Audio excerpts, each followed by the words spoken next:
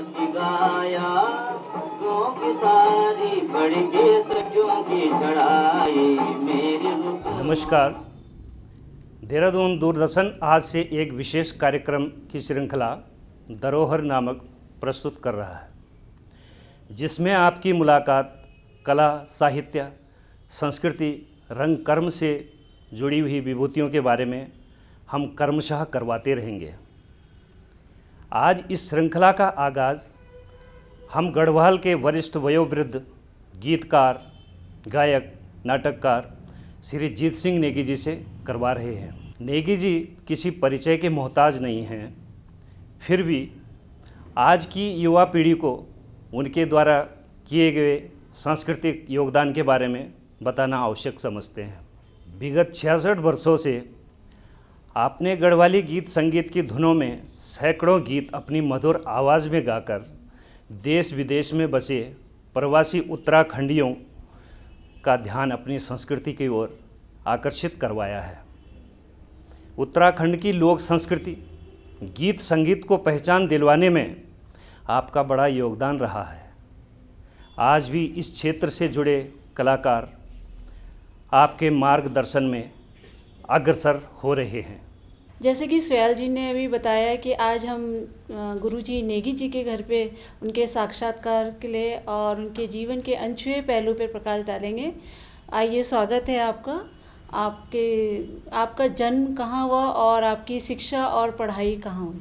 मेरा जन्म पट्टी पेडल सुन के पौड़ी गढ़वाल के गांव में अयाल में गांव में हुआ था। बर्मा में मेरे पिताजी सर्वेयर थे, तो हमारा परिवार वहीं बसा हुआ था। दूसरे विश्व युद्ध के बाद में हम लोग हिंदुस्तान आ गए थे। प्रारंभिक शिक्षा बर्मा में हुई थी और बाद में देहरादून में हमारी बाद में मेरी 12वीं तक शिक्षा हुई। कारण ये था कि विश्व युद्ध के बाद में हमें देहरादून आना पड़ा और देहरादून में यहीं बस गए थे, इसलिए मेरी शिक्षा देहरादून में होने अनिवार्य थी। चलेगी जी, आपका संगीत की और किस तरह रुझान हुआ? ये तो मानव प्रकृति है।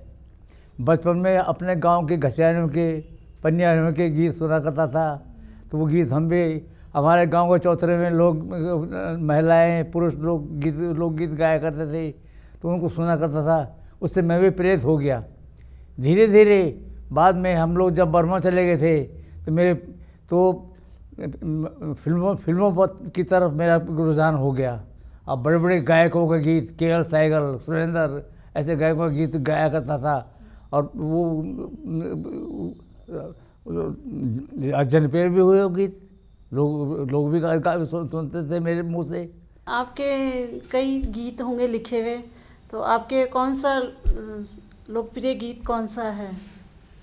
लोकप्रिय गीत तो कोई लेखक गायक, उसके लिए सभी गीत लोकप्रिय होते हैं, लेकिन फिर भी जो दुनिया ने कहा वो मैंने भी कहा। तो तू होली ऊंची डांड में बीरा घसियारे का भेसमा, बाकी गाया गाँव की सारी पड़ेगी सटियों की झड़ाई। तो आपका बहुत ही प्रसिद्ध गाना है। अच्छा गुरुजी, उस ज़माने में आपने इंटरमीडिएट की शिक्षा प्राप्त की, जबकि उस ज़माने में जो है इंटर की परीक्षा का बहुत बड़ा महत्वपूर्ण था, बहुत मानते थे। तो क्या जब आपके पिताजी सर्वे में एक सर्वेयर पद पर थे, तो क्या उन्होंने ये नहीं चाहे कि मेरा पुत्र भी जो है नौकरी करे? फिर आप इस गीत संगीत की ओर आपका रुझान था, तो क्या उस ज़माने में आपके पिताश्री की ओर से आपको क्या अनुमति थी? नहीं, पिताजी की तरफ से मुझे कोई अनुमति नहीं थी। उनको ये महसूस हो रहा था कि गवैया बनने से ये नौकरी नहीं करेगा, ये जीवन पालन नहीं कर सकेगा, आवारागर्दी पर रहेगा। इस तरह से मेरे पिताजी के शब्द थे। हाँ, वो तो इतना महत्वपूर्ण संगीत को नहीं माना जाता था जी। तो वो तो संगीत होता था, फिल्म होती थी, लेकिन गीतों की तरफ अक्सर लोगों का ध्यान बहुत कम रहता था। जी। अच्छा गुरुजी, आपको याद होगा आपने सबसे पहला गढ़वाली गीत किस उम्र में गाया होगा, और उस गीत के अगर कुछ बोल याद हों तो सुनाएंगे? उम्र के बाद में तो मैं कुछ नहीं कह सकता। मैं बचपन से गीत गाया करता था, लेकिन अपने गांव के अंदर। पब्लिक फील्ड में मैं पहली बार जो आया वो 12 साल 13 साल की उम्र में आया हूँगा, जबकि लोगों ने मेरे गीत पसंद किया होगा, कोई गीत भी कोई लोकगीत गाया होगा शायद, मैंने वो गीत मुझे याद नहीं है, लेकिन मैंने कोई इतना ज़रूर था कि लोगों ने मुझसे कहा गा। अब मैंने गीत गा दिया, जनप्रिय हो गया वो गीत, वो लोगों ने पसंद किया मेरी आवाज़ को। आवाज़ मेरी बहुत मीठी थी बचपन से ही। जी, मैंने काफ़ी साल पहले ये सुना था आपके बारे में कि आपने जो गांव में पहला पुराना लोकगीत गाया और आप उसको समाज के सामने लाने में आपका प्रमुख योगदान रहा। उस गीत के बोल शायद, अगर मैं अपनी जगह उचित हूँ, मेरा मैं तका देश न बास घुघुती, अगर उसकी 2 लाइनें आप सुनाएं तो। मैं तका देश न बास घुघुती, न बास घुघुती घू मेरा, मैं तका देश न बास घुघुती। बहुत सुंदर। अच्छा गुरुजी, 22 वर्ष की उम्र में 1949 में यंग इंडिया ग्रामोफोन कंपनी से आपके 6 गीत रिकॉर्ड हुए थे। कुछ ध्यान है वो गीत कौन से रहे होंगे? ना, वो न गीत तो मुझे याद नहीं है, गीतों के बोल भी याद बहुत कम है याद, पर ये गीत के बोल कुछ याद तो हैं जी। कि निगियों का चंदर सिंगा बड़ो काम कगे तू, देश का बहाना रण माँ बलिदान होगे तू, इतना साथ है। हाँ, 1957 और 1964 में HMV ग्रामोफोन कंपनी से आपके 6 गीत और कोलंबिया ग्रामोफोन कंपनी से आपके 8 गीत रिकॉर्ड हुए थे। क्या आपको याद है वो कौन से गीत रहे होंगे? खूब अच्छी तरह याद है जरा कुछ गीत। एक गीत है, घास काटे का प्यारी छलाए, रुमक हुए घर जाई, घास काटे का प्यारी चलाए, रुमक हुए घर जाई। गुरुजी, सन 1954 में movie art India company. Suhail ji, मैं आपको थोड़ा रोकना चाहूँगी जी। जैसे कि संगीत की बात हो रही है, तो नेगी जी मैं आपसे पूछना चाहूँगी कि आपने कहीं संगीत की विधिवत शिक्षा ली है, और अगर ली है तो आपके गुरु कौन रहे? मैंने अपने गांव के महिलाओं से, अपने गांव के बच्चों से रामलीला देकर के संगीत का ज्ञान प्राप्त किया, और धीरे धीरे मैं, जब हम बर्मा चले गए थे तो मैंने फिल्में देख करके फिल्मों से गीत गाया करता था, और मेरे गीत बहुत जनप्रिय होने लगते थे क्लास में भी। तो इस तरह से मैंने संगीत को अपना संगीत मैंने अपने आप ही शुरुआत की है, मैंने किसी गुरु से संगीत नहीं सीखा। अच्छा नेगी जी, मैं आपसे पूछना चाहूँगी, आपके परिवार में कौन कौन है, और आपके संगीत की जो यात्रा है उसमें आप परिवार के किसी सदस्य का सहयोग रहा है? मेरे परिवार में एक लड़का और 2 लड़के विवाहित हैं। एक लड़की मेरी गवर्नमेंट कॉलेज में टीचर है संगीत की, वो कुछ संगीत में शौक रखती है। बाकी परिवार में कोई सदस्य संगीत की तो वो किसी का रुझान नहीं है। परोक्ष रूप से नहीं तो अप्रोक्ष रूप से तो रहा ही होगा। हाँ, अप्रोक्ष रूप से सबका रहता ही है। जब हम कहीं प्रोग्राम देते हैं, पैसा कमा के लाते हैं, तो घर वाले खुश तो होते ही, सबका होता ही है। हाँ, जैसे क्या होता है अमूमन कि कार्यक्रम मोस्टली जो है रात को होते हैं, तो कभी ये आपके जीवन में इस प्रकार की कोई जो है घटना या कोई संस्मरण हो कि आप कार्यक्रम से देर को आए हों और आपकी धर्मपत्नी जी ने जो है उस लोकगीत या उस कार्यक्रम की जो है यात्रा में कोई व्यवधान उत्पन्न किया हो, या किसी प्रकार का कोई मनमुटाव? मनमुटाव ज़्यादा तो होता ही है, लेकिन अक्सर मैं रात को ही आया करता था। मेरे जीवन की मैं समझता हूँ कि 90 साल की उम्र में संगीत की तरफ मेरे 80 बरस मेरे संगीत की तरफ रहे हैं। 80 बरस में से 60 बरस तो मैं रात को ही घर आया। बिल्कुल बिल्कुल, क्योंकि जो ये क्षेत्रीय ऐसा है कि इसमें जो है समय कोई, क्योंकि मैं इतना एक्टिव था अपने जीवन में कि आज एक प्रोग्राम दिया, 2-3 दिन का प्रोग्राम दिया, उसके बाद कल से दूसरे प्रोग्राम को रिहर्सल शुरू। इस तरह से मैं अपने जीवन में परमानेंट एक्टिव रहा संगीत की तरफ और स्टेज की तरफ। अच्छा, एक और सवाल आपको।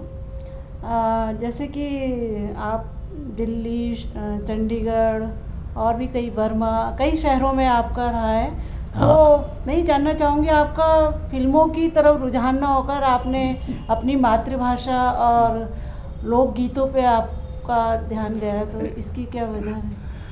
हाँ, ये ज़रूर है कि मैं फिल्म की का शौकीन था, फिल्म का गायक था, लेकिन एक गुरु मुझे ऐसा मिला था, उनके पास मैं गया था संगीत सीखने के लिए।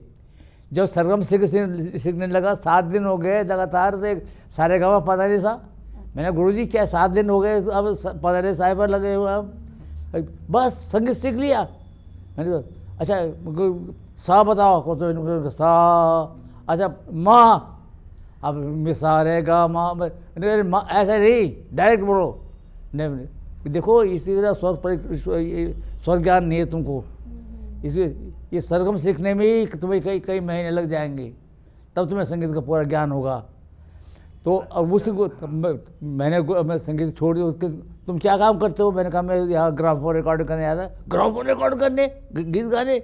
मैंने कहा हाँ, मैं गढ़वाल का, हिमालय का रहने वाला हूँ। नहीं, गढ़वाल का रहने वाला हूँ। उन्होंने कहा कहाँ है गढ़वाल? हो मैंने कहा ये तो इतने दूर पहुँच गए हम तो, गढ़वाल, बम्बई का आदमी गढ़वाल वाले ज्ञान नहीं। अब मैंने कहा गुरुजी आपने, मैं एक्टिव था ही, मैंने गुरुजी आपने बद्रीनाथ का नाम सुना? अरे मेरी दादी गई थी वहाँ। मैंने केदारनाथ का नाम सुना? कौन नहीं जानता। मैंने कहा मसूरी का नाम भी सुना होगा, नैनीताल का नाम भी सुना होगा, देहरादून का नाम भी सुना होगा। हाँ हम जानते हैं। बस मैंने कहा वही गढ़वाल है। बिल्कुल सही बात, वही गढ़वाल है। ओ देखो बेटा, तुम्हारा ध्यान संगीत तरफ नहीं है। तुम अपने गढ़वाल के लिए, अपने हिमालय के लिए गीत गाओ, तो तुम्हारा नाम दिखाई देगा। वरना तुम्हारा नाम हिंदी गीत में तुम्हारा नाम चींटी के समान में दिखाई देगा भारतवर्ष में। बस। और उस नेगी साहब, जबकि आपको बॉम्बे में नेशनल ग्रामोफोन रिकॉर्डिंग कंपनी में अच्छे अवसर भी मिले हैं, आपको वहाँ पर असिस्टेंट डायरेक्टर का कार्य निर्वहन करने का मौका मिला, फिर आपने जो है उस फिल्म इंडस्ट्री की तरफ रुख न करके अपने गढ़वाल क्षेत्र की तरफ ज़्यादा जो है सम्मोहन रखा, क्यों? मैं कह रहा हूँ ना कि गढ़वाल की तरफ मेरा रुझान इसलिए कि एक गुरु ने मुझसे कहा था कि तुम अपने हिमालय के लिए गीत गाओ, तुम्हारा नाम तो तुमको कुछ रहेगा, वरना हिमालय सारे भारतवर्ष में हिंदी गीत में तुम राग सीखोगे, गीत गाओगे, तुम्हारा नाम जरा जुगनू समान में सुनाई देगा।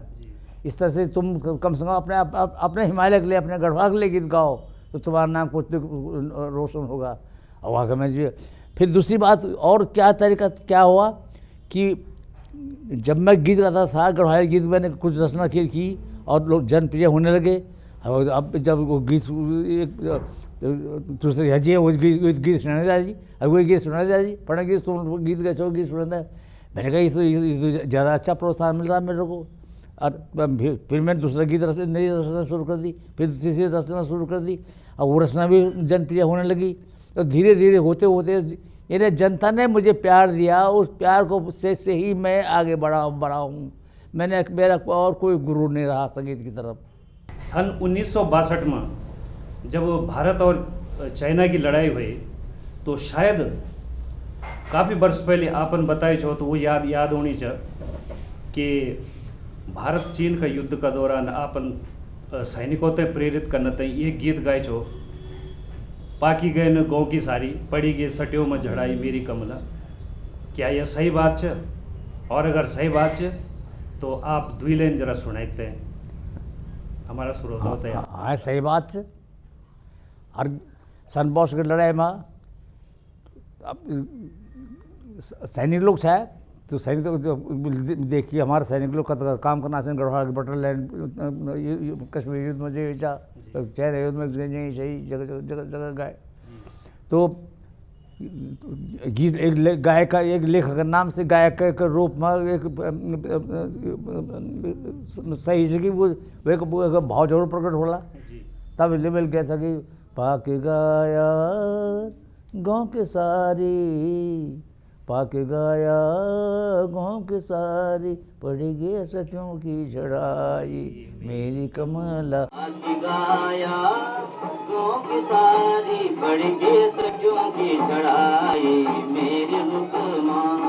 भेंट जा तू आज मीत भेंट जा तू आज मीत हिमली जांद छो लड़ाई मेरी रुकमा।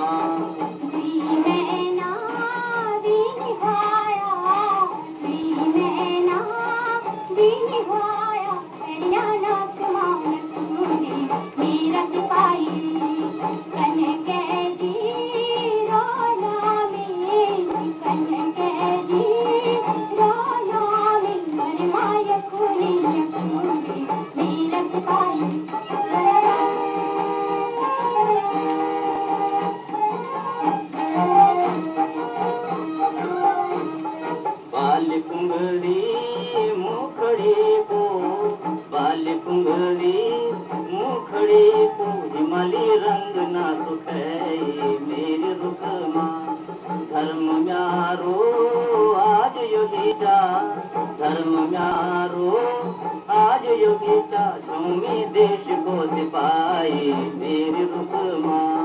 जब भारी भूख लागली जब भारी भूख लागली सगळ्या झुकडी मेरा सिपाही खड़ी रानू ही जागा खड़ी रानू ही जागा तुम्हारो बाट है।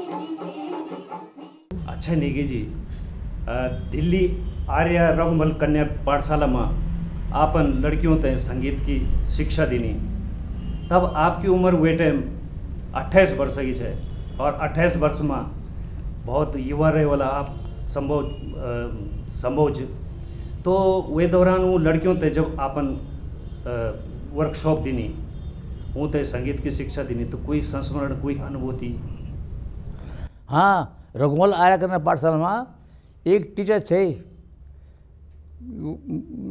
वो मैं से गढ़ गीत सीखे थे, रेडियो पर गीत गाना मान गढ़ गीत आता था रेडियो पर आकाशवाणी बटे ऑल इंडिया रेडियो बटे बोले ऑल इंडिया रेडियो छो भरी। तो वो टीचर थे, तो वो जब वो प्रिंसिपल में प्रोग्राम दिया कि संगीत का मैडम संगीत का प्रोग्राम रखना है तुमने और ये वैरायटी प्रोग्राम ये आइटम है, तो उसको समस्या आ गई, वो ट्यून बनाने ना है उसको, वो ट्यून ले तो मेरे पास भला ये हो गया तो आ जा तो बस मुझे गीत सिखा दे। मैंने गीत सिखाया उसको।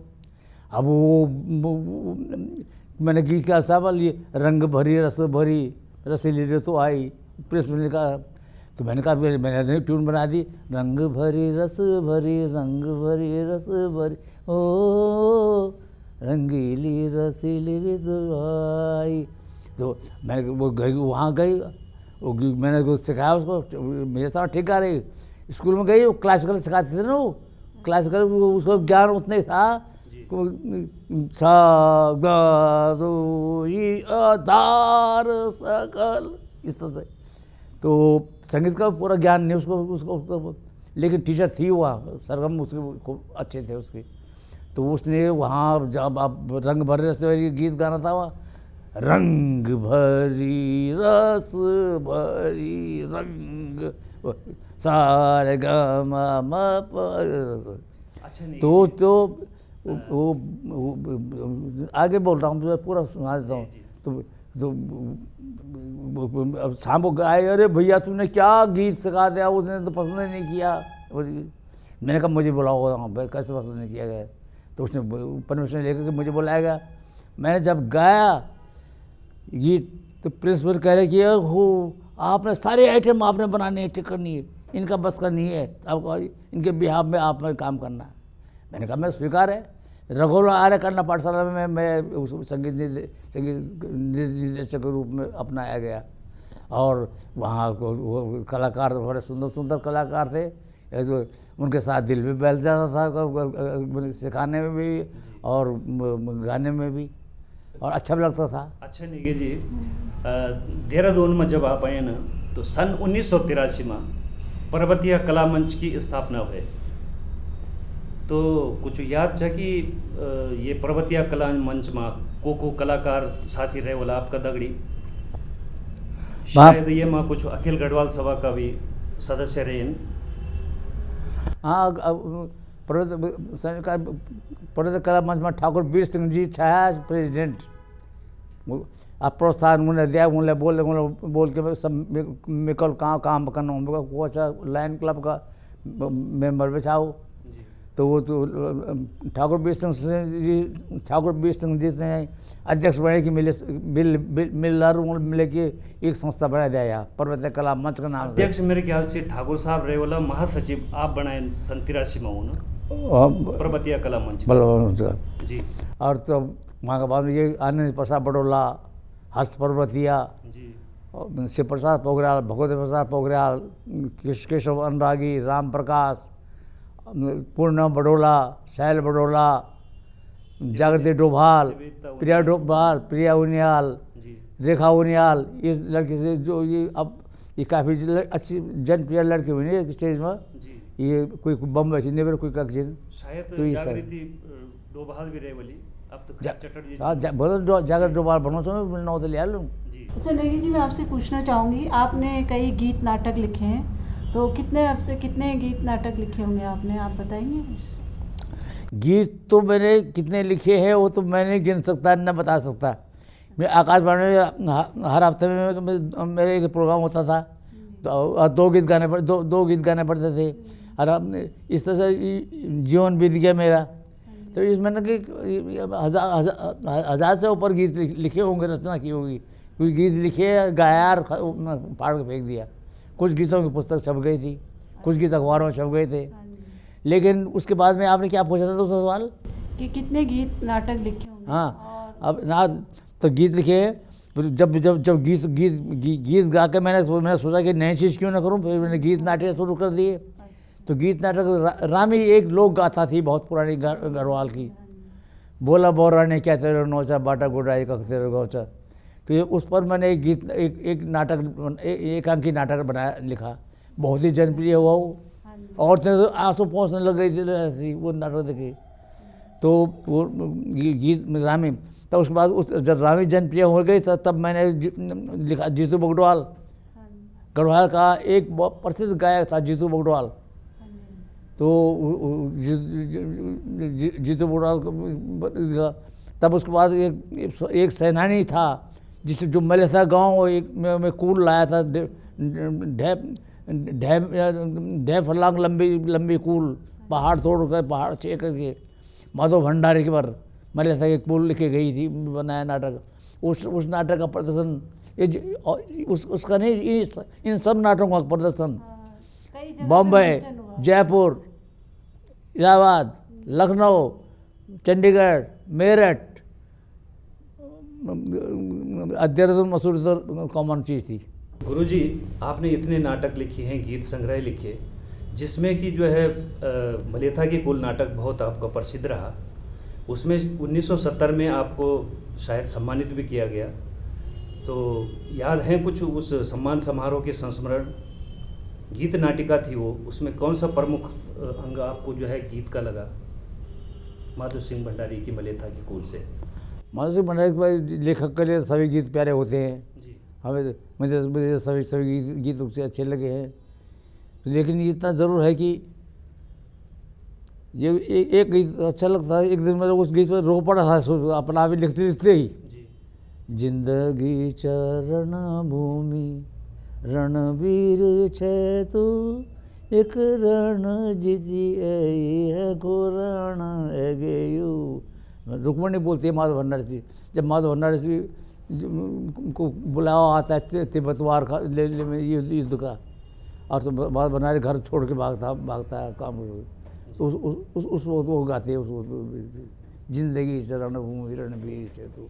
नेगी जी, हम नाटकों की बात कर रहे हैं, तो आपके द्वारा लिखित भारी बोल नाटक जो शायद आपने 1952 में लिखा है, अगर मेरी स्मृति सही है, उस नाटक में क्या ऐसे विषय थे कि जो बहुत प्रसिद्ध रहा है और भारत के कई शहरों में उसका आपने मंचन प्रदर्शन किया है। नाटक में ये था कि उसमें जो जो जो जो बुराइयों के खिलाफ चलता था, भारी भूल, जो जो जो जो बुरा काम करता है, कुकर्म करता है, उसको क्या फल मिलता है, उसको ये दर्शाया गया था उस नाटक में। और उसके बारे में समाज का विद्रोह भी प्रकट होता है। अच्छा, पतिव्रता रामी के बारे में तो हम जिक्र कर चुके हैं। राजू पोस्टमैन क्या एकांकी था या नाटक था, और क्या विशेषता थी उस नाटक की? राजू पोस्टमैन एकांकी था। वो एक सैनिक की पत्नी के प्रति वो नाटक था। राजू पोस्टमैन नाटक जो पत्र दे जाता है, तो उन दोनों युद्ध का जमाना था, हर आदमी घबरा था। पत्र जो तार आया किसी का, पत्र आया किसी का, माने न जाने कैसा पत्र है, कैसा तार है, क्या है। तो राजा पोस्टमैन में इस तरह से घटनाएं दर्शाई गई थी। आपके गीत संग्रह निकले हैं 3। पहला गीत गंगा, दूसरा जौल मंगरी, तीसरा छम घुंघरू। तो सबसे बेहतर इन 3 गीत संग्रह में से आपको कौन सा अच्छा लगा? गीत गंगा। गीत गंगा। तो उसका कोई प्रमुख खास गीत? वो गीत अब मैं समझता हूँ गढ़वाल के काफ़ी गायक 90% गायक परिचित है। तू होली ऊँची डांड में बीरा, जरा सुनाएंगे? तू होली ऊँची डांड में बीरा, गसियारी का बेस, खुद माँ तेरी सड़कों पर में रूणों सो परदेश। तो ये एक आपका चल रे मन माथा जयोला बहुत प्रसिद्ध गीत रहा। हाँ। थोड़ा उसकी 2 लाइनें सुनाएंगे हमारे दर्शकों को? हाँ, ये आकाशवाणी के लिए लिखा गया था जी। कौन से सन में लिखा होगा, कुछ ध्यान? क्यों जब उत्तराखंड में याद नहीं मेरे सन के, लेकिन ये गीत है करीब 20 साल पुराना गीत है ये जी।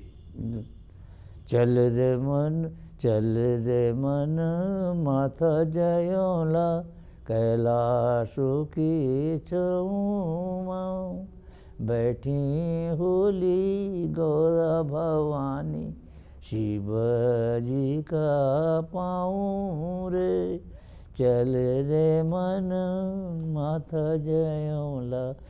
धर्मेंद्र चौधरी जी का बड़े बड़े संगीतकार थे। उनका कहना है ये गढ़वाली का क्लासिकल गीत है, क्लासिकल, इसमें ऐसी इस तरह से रचना की रचित गीत है ये।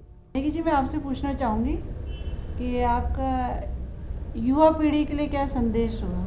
युवा पीढ़ी के लिए संदेश है कि जो कलाकार संगीत की ओर आने वाला, मैं संगीत के विषय में बात कर रहा हूँ इस वक्त, जो कलाकार गढ़वाली गीत गाना चाहता है, गढ़वाली गीत लिखना चाहता है, लिखता है, उसको कम से कम गीत लिखे, हो ट्यून तर्जे अपने ढंग से बनाए, लेकिन कम से कम उस लेखक को, उस गायक को अपने लोकगीतों का पूरा ज्ञान होना जरूरी है। जब वो अपना लोकगीत गाएगा, तो जब वो रचना किसी की बाहर के धुनों को लेकर को पॉलिश करना भी बहुत ज़रूरी है। वो अब हमने तो अपने तरह से बढ़ानी है ना, अगर अपना संगीत बढ़ाना है, जनप्रिय बनाना है, लोगों को हम मंच स्टेज कामयाब करने हैं, तो इस तरह से लोकगीत गायक बनना बहुत ज़रूरी है। जब वो रचना करेगा नए गीत की, तो उसमें लोकपन जरूर आ जाएगा, अपनापन जरूर आ जाएगा। आज आप इस हमारे धरोहर कार्यक्रम में आए, और आशा करती हूँ आज की पीढ़ी आपके गीतों से, आपके बारे में जानकर काफ़ी प्रेरणा मिलेगी उनको। और तो आपका बहुत बहुत धन्यवाद। आपकी दीर्घायु हो, आपके सानिध्य में कई कलाकार फले फूले। तो आपसे अब विदा लेते हैं। धन्यवाद आपको। गाया की सारी बढ़ के सखियों की चढ़ाई,